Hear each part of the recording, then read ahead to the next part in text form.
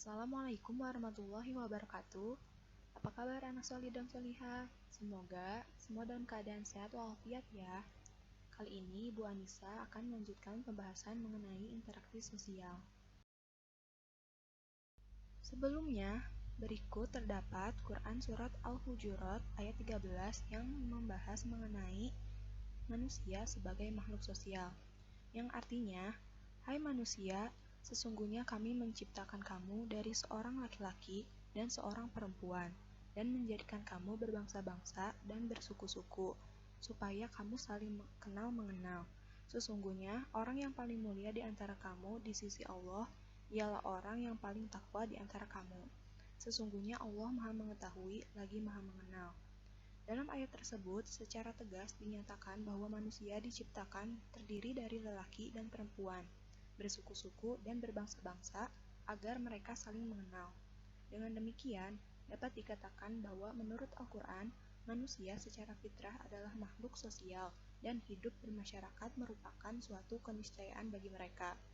Ayat ini juga menyajikan kesetaraan di antara orang-orang mukmin, terlepas dari perbedaan etnis dan ras, serta menyoroti pentingnya keyakinan rohani di atas ketundukan fisik. Yang pertama, kita akan membahas mengenai bentuk-bentuk interaksi sosial. Interaksi sosial dapat terjadi dimanapun dan kapanpun, serta dilakukan oleh siapapun tanpa mengenal usia, status sosial, dan pendidikan. Manusia berinteraksi sosial dalam bentuk yang beraneka ragam. Ada beberapa bentuk interaksi sosial dalam kehidupan masyarakat. Yang pertama yaitu proses-proses yang asosiatif, di mana proses ini terjadi apabila seseorang atau sekelompok orang melakukan interaksi sosial yang mengarah kepada kesatuan pandangan. Terdapat tiga bentuk dari proses-proses yang asosiatif, yaitu yang pertama akomodasi, di mana proses ini menunjuk pada usaha-usaha manusia untuk meredakan suatu pertentangan, yaitu usaha-usaha untuk mencapai kestabilan. Sebagai contohnya yaitu toleransi kehidupan beragama, sehingga tidak adanya pertikaian antar umat beragama. Lalu, contoh selanjutnya yaitu kerjasama, di mana sebagai suatu usaha bersama antara orang perorangan atau kelompok manusia untuk mencapai satu atau beberapa tujuan bersama. Contohnya yaitu gotong royong. Lalu ada kerjasama antar teman bermain, teman sekolah, teman sekantor, dan lain sebagainya. Lalu yang terakhir yaitu asimilasi, yang merupakan cara-cara bersikap dan bertingkah laku dalam menghadapi perbedaan untuk mencapai kesatuan dalam pikiran dan tindakan.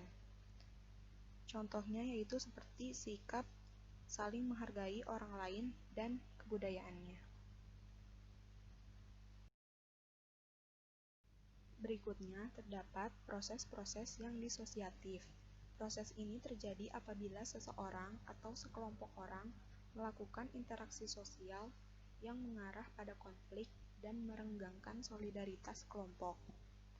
Bentuk yang pertama dari proses-proses yang disosiatif yaitu kompetisi atau persaingan, di mana merupakan suatu proses individu atau kelompok yang bersaing untuk mencari keuntungan melalui bidang-bidang kehidupan tertentu, seperti contohnya untuk mendapatkan gelar juara, kesuksesan, sebuah piala, dan hadiah. Dan untuk mendapatkannya, seseorang harus bersaing satu dengan yang lainnya. Bentuk yang kedua yaitu kontravensi, di mana merupakan sikap mental yang tersembunyi terhadap orang lain atau terhadap unsur-unsur kebudayaan suatu golongan tertentu. Sebagai contohnya yaitu OSIS di sekolahmu mempunyai suatu rencana, tetapi kamu tidak setuju dengan rencana tersebut, sehingga berkembang rasa tidak suka atau benci, namun tetap disembunyikan. Lalu, contoh yang ketiga yaitu pertentangan atau konflik, di mana merupakan suatu proses individu atau kelompok berusaha untuk memenuhi tujuannya dengan jalan menentang pihak lawan yang disertai dengan ancaman dan kekerasan. Konflik terjadi jika dua pihak berusaha saling menggagalkan tujuan masing-masing.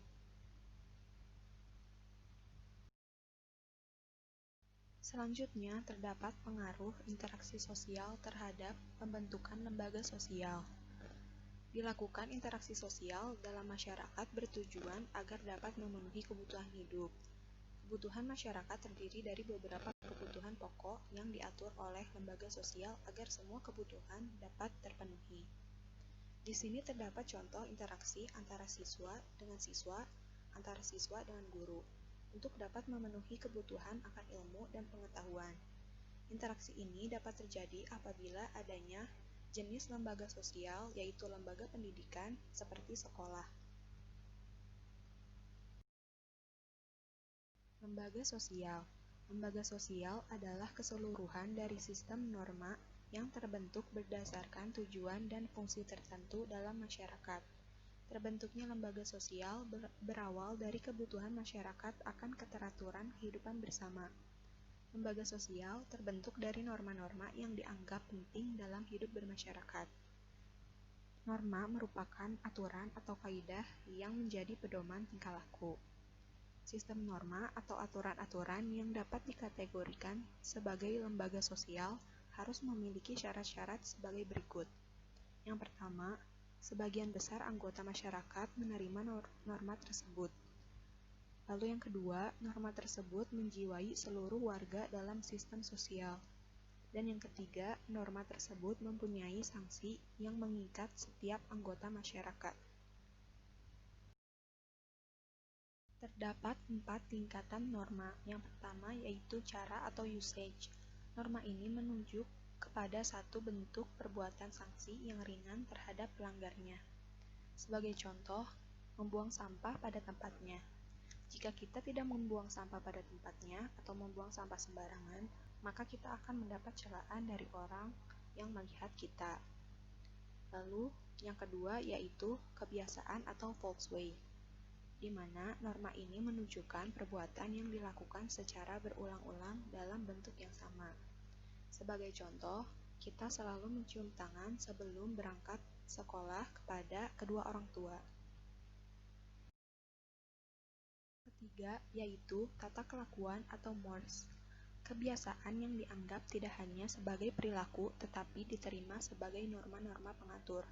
Sebagai contohnya, peserta didik yang tidak mengikuti upacara bendera dan melanggar tata tertib sekolah akan mendapatkan sanksi atas perbuatannya sesuai dengan tata tertib yang berlaku. Yang keempat yaitu adat istiadat atau customs, di mana tata kelakuan yang menyatu dengan pola-pola perilaku masyarakat dan memiliki kekuatan mengikat yang lebih. Jika dilanggar, sanksi keras akan didapatkan dari masyarakat. Sebagai contohnya adanya upacara adat memanen padi.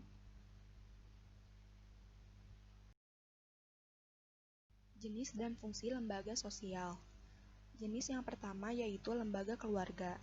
Keluarga merupakan unit sosial yang terkecil dalam masyarakat yang terdiri dari ayah, ibu, dan anaknya. Fungsi dari lembaga keluarga yang pertama yaitu fungsi reproduksi, di mana keluarga mempunyai fungsi reproduksi, artinya dari pernikahan diharapkan akan memberikan keturunan. Lalu fungsi yang kedua yaitu fungsi proteksi. Keluarga memberikan perlindungan kepada anggotanya, baik perlindungan fisik maupun yang bersifat kejiwaan. Fungsi yang ketiga yaitu fungsi ekonomi, di mana ayah dan ibu bekerja sama dalam mengelola pendapatan, menjadikan keluarga dapat memfungsikan ekonomi secara efektif dan efisien, sehingga kebutuhan ekonomi dapat terpenuhi. Yang keempat yaitu fungsi sosialisasi. Keluarga merupakan sosialisasi pertama bagi anak atau sosialisasi primer. Di dalam lingkungan keluarga, anak mulai dilatih dan diperkenalkan cara-cara hidup bersama dengan orang lain. Dalam rangka sosialisasi ini pula, anak diajarkan menjalankan kehidupan yang sesuai dengan nilai dan norma masyarakat. Yang kelima yaitu fungsi afeksi. Keluarga memberikan kasih sayang dan perhatian pada anak-anaknya. Yang keenam yaitu fungsi pengawasan sosial, di mana setiap anggota keluarga pada dasarnya saling mengawasi karena mereka memiliki tanggung jawab dalam menjaga nama baik keluarga. Fungsi yang ketujuh yaitu fungsi pemberian status. Keluarga memberikan status pada seorang anak, bukan hanya status yang diperoleh seperti status yang terkait dengan jenis kelamin, urutan kelahiran, dan hubungan kekerabatan, tetapi juga termasuk di dalamnya status yang diperoleh orang tua, yaitu status dalam suatu kelas sosial tertentu. Yang kedua yaitu lembaga agama. Lembaga agama adalah sistem keyakinan dan praktek keagamaan dalam masyarakat yang telah dirumuskan dan dibakukan. Agama sangat penting untuk menyeimbangkan kehidupan manusia, yaitu antara kehidupan dunia dan akhirat. Fungsi dari lembaga agama yaitu yang pertama sebagai pedoman hidup manusia, baik dalam kehidupan sebagai pribadi dalam hubungan dengan Tuhan, dalam hubungannya dengan manusia lain, dan hubungannya dengan alam sekitar. Yang kedua yaitu sumber kebenaran, di mana dalam diri para penganut agama ada keinginan untuk mencapai keselamatan dan kebahagiaan hidup, baik di dunia maupun di akhirat. Untuk itu agama mengajarkan dan memberikan jaminan dengan cara yang khas untuk mencapai kebahagiaan dan mengatasi kekurangmampuan manusia. Yang ketiga yaitu pengatur tata cara hubungan manusia dengan manusia dan manusia dengan Tuhannya. Yang keempat yaitu tuntunan, prinsip benar dan salah untuk menghindari perilaku menyimpang, seperti membunuh, mencuri, berjudi, dan sebagainya. Yang kelima yaitu pedoman pengungkapan perasaan kebersamaan di dalam agama diwajibkan berbuat baik terhadap sesama. Yang keenam yaitu pedoman keyakinan manusia berbuat baik selalu disertai dengan keyakinan bahwa perbuatannya itu merupakan kewajiban dari Tuhan dan yakin bahwa perbuatannya itu akan mendapat pahala walaupun perbuatannya sekecil apapun.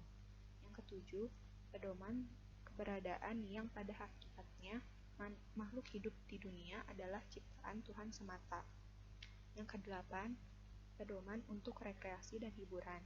Dalam mencari kepuasan batin melalui rekreasi dan hiburan tidak melanggar kaidah-kaidah agama. Yang ketiga yaitu lembaga ekonomi. Lembaga ekonomi bertujuan mengatur bidang-bidang ekonomi dalam rangka mencapai kehidupan yang sejahtera dan terpenuhinya kebutuhan masyarakat. Secara umum, yang hendak dicapai dalam lembaga ekonomi adalah terpenuhinya kebutuhan pokok demi kelangsungan hidup masyarakat. Fungsi dari lembaga ekonomi yaitu yang pertama, memberi pedoman untuk mendapatkan bahan pangan. Yang kedua, memberi pedoman untuk melakukan pertukaran barang atau barter. Yang ketiga, memberi pedoman tentang harga jual beli barang. Yang keempat, memberi pedoman untuk menggunakan tenaga kerja. Yang kelima, memberikan pedoman tentang cara pengupahan. Yang keenam, memberikan pedoman tentang cara pemutusan hubungan kerja. Dan yang ketujuh, memberi identitas bagi masyarakat.